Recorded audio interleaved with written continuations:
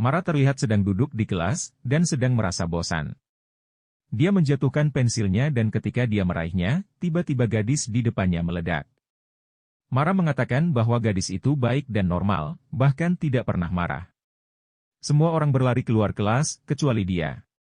Mereka berdua tidak pernah benar-benar berteman, hanya teman sekelas. Semua siswa menyukai gadis yang sudah meninggal itu, kecuali salah satu dari mereka. Saat anak-anak berlari keluar dari gedung, Tessa menemukan Mara di depan dan menanyakan apa yang terjadi.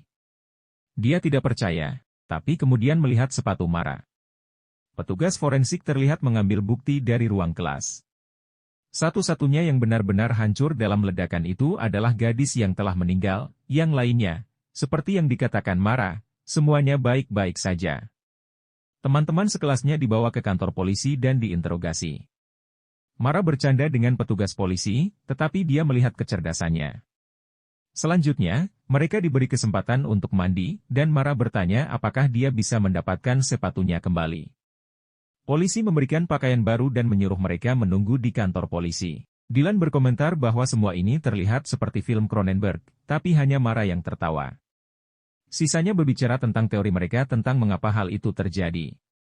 Salah satu gadis bertanya kapan mereka akan melepaskannya. Mara mengatakan bahwa hal itu akan terjadi ketika mereka yakin bahwa hal itu tidak akan terjadi pada mereka. Setelah itu, orang tua Mara menjemputnya dari kantor polisi dan membawanya pulang. Ketika mereka tiba, dia pergi ke kamarnya dan menghisap ganja, lalu mendapat SMS dari seseorang yang mengatakan bahwa dia menaksirnya. Mereka terus berkirim pesan dan dia tertawa. Pemakaman gadis itu dilakukan keesokan harinya. Mara dan Tessa melihat ayah gadis itu mengambil stiker dari mobilnya. Kemudian, mereka minum kopi dan Mara menaruh semua jamur ke dalam lattenya. Mereka berdua telah berteman sejak kecil, dan berencana untuk tetap berteman hingga tua dan tinggal di rumah pantai bersama. Mereka berbicara tentang gadis yang meninggal, tapi tiba-tiba Dylan mendekat dan meminta untuk bergabung dengan mereka. Dia menggoda Mara dan Mara menyadari bahwa Dylan adalah pria yang mengiriminya pesan sebelumnya. Dylan mengatakan kepada mereka bahwa apa yang terjadi membuatnya berpikir tentang kehidupan dan sekarang dia ingin hidup sepenuhnya. Mara jatuh sakit karena jamur dan muntah di toilet, sementara Dylan memegangi rambutnya. Lalu dia mulai berhalusinasi dan menceritakan hal itu kepadanya. Dia berpikir bahwa itu luar biasa. Halusinasinya terus berlanjut sepanjang malam, dan Dylan tetap bersamanya. Mereka berbicara tentang apa yang terjadi, mengatakan bahwa mereka berdua merindukan untuk melihat kejadian yang serupa. Kemudian, dia dan Tessa berbaring di tempat tidurnya dan berbicara.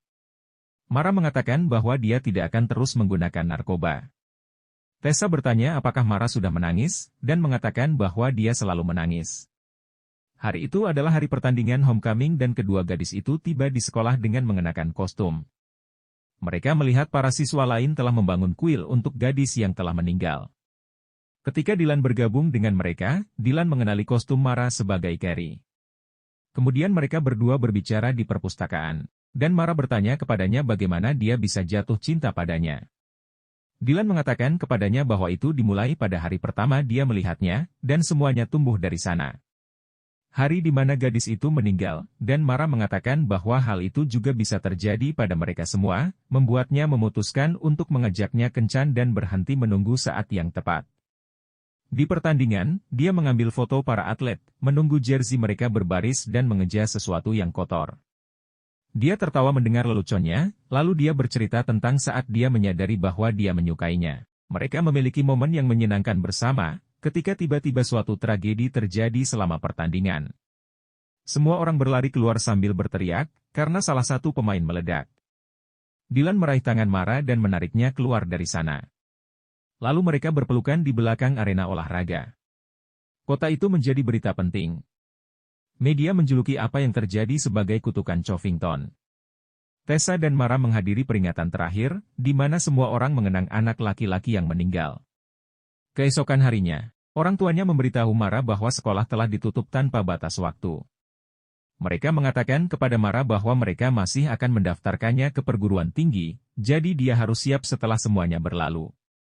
Mara membuat lelucon bahwa sekarang mereka tidak bisa mengatakan bahwa masa lalu mereka lebih buruk daripada masa sekarang. Malam itu, Dylan datang menjemputnya dengan sebuah truk es krim tua yang dia dapatkan. Dia membelinya untuk membuat semua orang tertawa. Mereka berdua pergi ke pesta sekolah untuk mengenang anak-anak yang meninggal, tetapi dengan cepat pergi berjalan-jalan. Mereka membuang minuman mereka, karena mereka pikir bisa saja alkohol yang menyebabkan hal itu terjadi. Mereka tertawa sambil bertanya-tanya tentang apa yang sebenarnya membuat para remaja itu meledak. Setelah beberapa saat mereka berhenti dan berbicara, mereka pun berciuman. Tiba-tiba mereka mendengar teriakan dari dalam rumah, dan pergi memeriksa apa yang terjadi. Ternyata, seorang siswa lain telah meledak dan meninggal. Setelah itu, Mara dan Tessa berbicara dengan agen Rossetti. Dia juga mengaku tidak tahu apa yang terjadi. Rossetti meminta bantuan mereka dan menyuruh mereka membawakan sesuatu untuknya. Selanjutnya, dia menemui si kembar Dalton dan mengatakan kepada mereka bahwa agen tersebut menyuruhnya membawakan obat.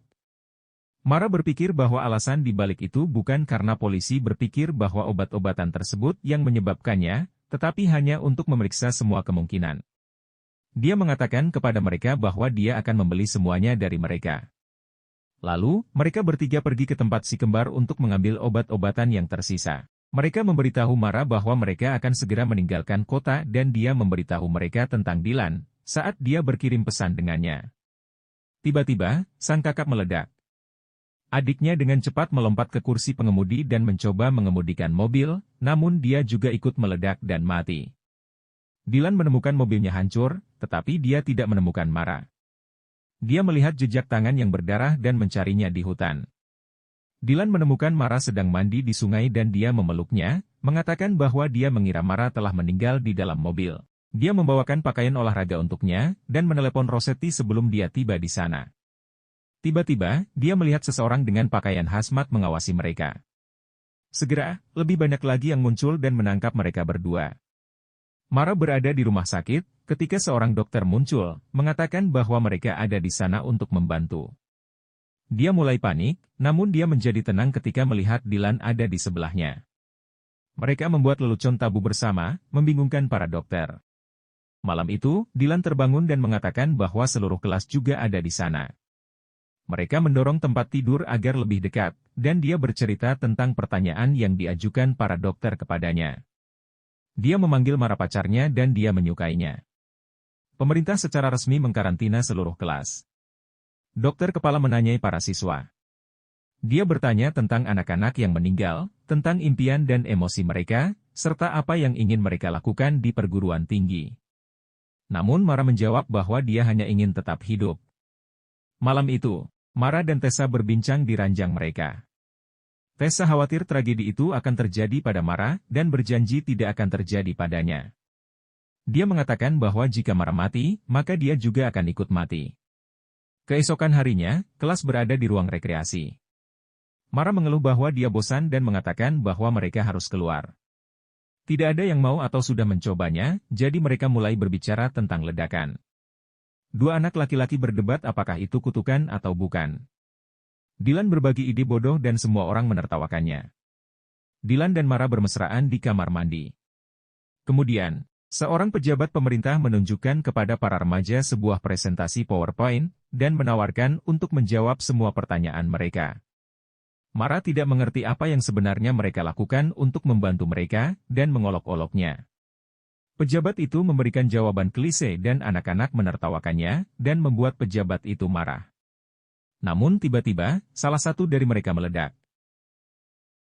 Kemudian yang lain juga meledak saat tidur. Penelitian sedang dilakukan di dalam fasilitas. Orang tua dari anak-anak tersebut menunggu di luar fasilitas, dan dokter keluar untuk memberitahu salah satu orang tua tentang apa yang terjadi pada anak mereka. Anak-anak itu terus sekarat, dan semua tes dan obat yang mereka berikan gagal. Mereka semua mencoba untuk hidup senormal mungkin di dalam, tetapi satu demi satu, para remaja terus meledak. Bahkan para dokter yang bekerja di fasilitas tersebut menjadi gelisah. Pil biru yang diberikan kepada mereka tampaknya mulai bekerja. Semua orang di fasilitas tersebut senang akan hal itu. Pada suatu hari, mereka melepaskan anak-anak itu dalam pengawasan orang tua mereka. Ayah dan ibu Mara mengantarnya pulang, ketika dia melihat tidak ada dekorasi Natal di kota. Ayahnya mengatakan kepadanya bahwa tidak ada yang merasa meriah, Tetapi ketika mereka tiba di rumah, mereka mengejutkan Mara dengan sebuah pohon Natal. Kemudian, mereka bertiga menghias pohon itu, ketika ayahnya memberikan vape pada Mata.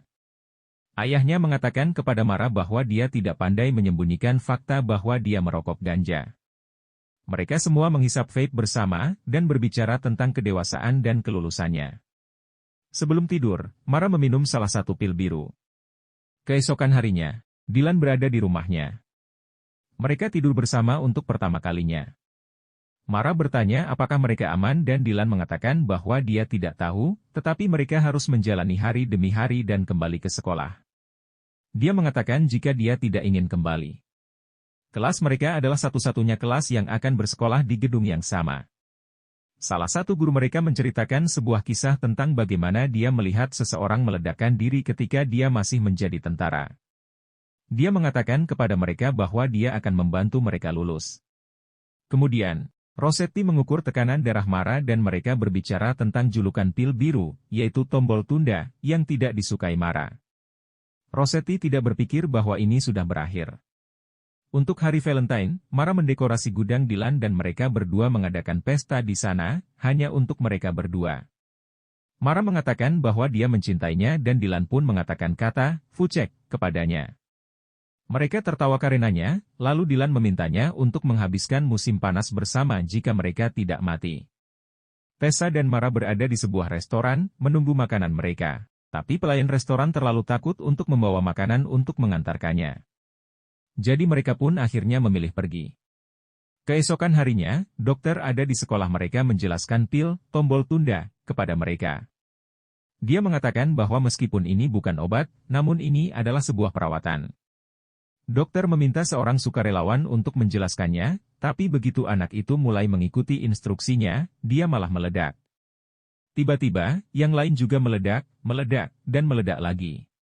Semuanya ketakutan dan melarikan diri, tapi anak-anak terus meledak dan mati. Mara bersama Dylan, dan tidak bisa menghampiri Tessa di tengah keributan. Mereka semua berlari dan berusaha keluar, sementara anak-anak terus meledak. Mara tertinggal dan ketika seorang teman sekolahnya mencoba menolongnya, dia juga ikut meledak.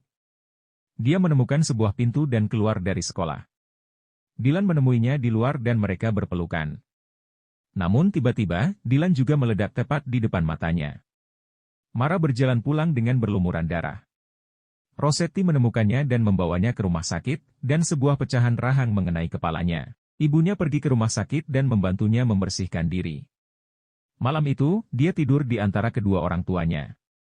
Dia menjadi sangat tertekan dan berhenti minum pil, menolak untuk berkomunikasi. Pemakaman Dylan datang dan berlalu.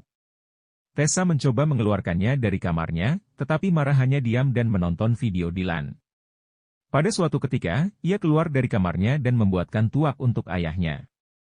Mara mempersembahkan tuak itu untuk semua teman dan pacarnya yang telah mati. Dia meminum minuman tersebut, dan ayahnya mengatakan kepadanya bahwa dia tidak siap untuk menghadapi hal ini. Mara mencoba bercanda, tetapi dia tetap masih terus mabuk. Dia meninggalkan rumahnya malam itu, dalam keadaan mabuk dan keesokan harinya muncul di rumah Tessa dalam keadaan mabuk. Mereka berdebat tentang pergi ke sekolah. Tessa tidak tahu bagaimana menolongnya, karena Mara sudah kehilangan harapan. Lalu Tessa pergi ke sekolah, meninggalkan Mara. Setelah itu, Mara melakukan protes tentang kutukan tersebut, lalu mencuri alkohol dari sebuah toko. Orang-orang yang bekerja di sana membiarkannya mengambilnya. Agen Rossetti menunggunya di depan toko dan ketika Mara mencoba melemparkan sebotol vodka kepadanya, dia malah memecahkan kaca mobilnya. Kemudian, dia berdebat dengan orang tuanya tentang hal itu dan tentang mabuk terus-menerus. Mereka ingin membantunya, tetapi mereka tidak ingin bermain-main dan hanya ingin membuat Mara lebih baik, mengingat dia juga mungkin akan segera mati. Mara pergi ke kamarnya dan berpikir untuk pergi ke pesta dansa. Kemudian masuk ke sebuah grup pesan di mana para siswa lain membicarakan kutukan Covington. Mereka menyebutnya sebagai kutukan dan dia mempercayainya. Mara pergi ke sekolahnya dan mengunjungi tugu peringatan untuk gadis pertama, kemudian ruang kelasnya dan akhirnya tempat di mana Dylan meninggal. Ini adalah malam pesta dansa dan Mara duduk di ayunan. Tessa bergabung dengannya, dan mereka mulai membicarakan masa depan mereka lagi. Dia mengatakan kepada Mara bahwa dia akan meninggalkan kota Covington malam itu juga. Sebelum pergi, Tessa mengatakan pada Mara jika dia akan selalu menjadi sahabatnya. Mara akhirnya datang ke pesta dansa dalam keadaan mabuk. Suasana di dalamnya sangat mengerikan. Semua orang di sana mulai mengkhawatirkan diri mereka sendiri, dan Mara hanya menertawakannya lalu mulai menenggak minuman keras. Saat melihatnya, guru-gurunya tidak melakukan apa-apa. Dia membawanya dan meminumnya sendiri. Kemudian, dia naik ke atas panggung dan mengatakan bahwa dia menyesal telah membunuh semua orang, dan menyesal telah menjadi kutukan. Mara mengatakan bahwa dia membenci dirinya sendiri, karena telah menyakiti semua orang dan kemudian menerima ijazahnya. Gadis di belakangnya mengatakan hal yang sama dan Mara mencemoohnya. Tiba-tiba, gadis-gadis lain mengatakan hal yang sama juga. Setelah itu, Mara pergi ke pemakaman untuk mengunjungi makam Dylan. Dia mengatakan kepadanya bahwa dia juga mencintainya dan berbaring di makamnya. Ibu Dylan menemukan Mara di sana, dan meminta untuk bergabung dengannya, lalu berbaring di sampingnya. Mara meminta maaf karena tidak datang ke pemakaman, dan memberitahu Ibu Dylan tentang pertama kali dia bergaul dengan Dylan. Ibunya mengatakan bahwa Dylan mengatakan kepadanya bahwa dia memegang rambut Mara, dan gadis itu bertanya apakah dia mengira Mara adalah berita buruk. Sang ibu mengatakan bahwa ia hanya berpikir bahwa Mara sangat kesakitan, dan tidak tahu bagaimana cara mengatasinya. Mara mengatakan bahwa dia merasa seperti sedang sekarat dan dia selalu merasa takut. Ibu Dylan mengatakan bahwa hidup memang terkadang terasa seperti itu, dan tidak ada anak yang pantas menerima apa yang terjadi pada mereka. Mara bertanya apakah dia baik-baik saja, dan ketika dia menggelengkan kepalanya, gadis itu memeluknya. Dia kembali ke rumah keesokan harinya, dengan orang tuanya menunggunya. Mara meminta maaf kepada mereka dan mereka berdamai. Akhirnya, dia membuka perbannya dan teringat akan Dylan saat melihat bekas lukanya. Setelah beberapa bulan, tragedi ledakan itu berhenti. Mara mengucapkan selamat tinggal pada Rossetti. Dia terus menekan tombol tunda dan melanjutkan hidupnya. Mara berangkat ke kampus dengan truk Dylan. Orang tuanya khawatir apakah itu aman, tetapi tetap membiarkannya pergi. Mereka mengucapkan selamat tinggal dan dia pergi. Dia juga melewati sekolah yang akan dirobohkan. Pada akhir tahun ajaran, 31 siswa telah meninggal. Mara masih hidup, meskipun dia tidak tahu mengapa. Dia mengatakan bahwa pelajarannya adalah bahwa semua orang akan mati, dan kita harus menjalani hidup seperti yang kita inginkan. Mara dapat membayangkan masa depannya, apa yang akan dia lakukan dan pria-pria yang akan dia kencani atau nikahi. Dia pikir dia bahkan akan menjadi seorang ibu, atau bahkan mungkin menjadi presiden suatu hari nanti. Pada akhirnya, hal-hal buruk akan terjadi dan itu tak akan terelakkan. Dia tidak akan menyia-nyiakan hidupnya, untuk menunggu sesuatu yang mungkin tidak akan pernah datang padanya. Mara membayangkan masa depan di mana dia dan Tessa menjadi tua bersama di rumah pantai yang mereka inginkan. Dia tidak akan takut lagi, karena dia bisa mati kapan saja dan begitu juga dengan kalian semua para pengangguran.